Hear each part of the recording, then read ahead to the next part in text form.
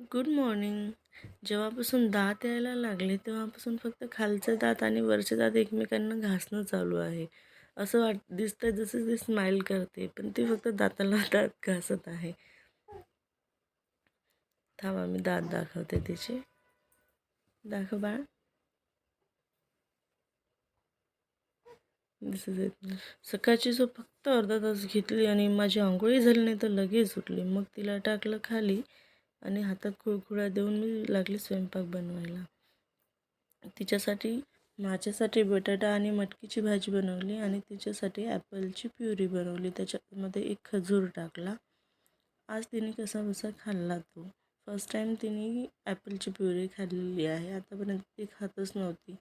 माहीत नाही का, तिला आवडत नसेल मे बी, पण आज तिने आवडीने खाल्ली. जेवण झाल्यानंतर तिची मालिश करून दिली आणि अंघोळ घातली तिला आणि ती मग मस्त झोपली.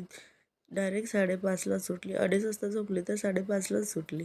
उठल्यानंतर मस्त हसत होती थोडी थोडी आणि दात घासणं चालूच तिचं. दातावर दात लावणं चालूच होतं.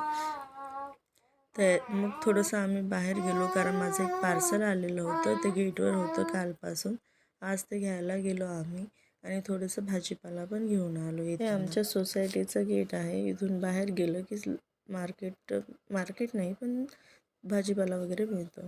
ही मी ऑर्डर केलेली जुती आहे. संध्याकाळचा स्वयंपाक बनवला, मस्त जेवण केलं. असं संपलं आमचं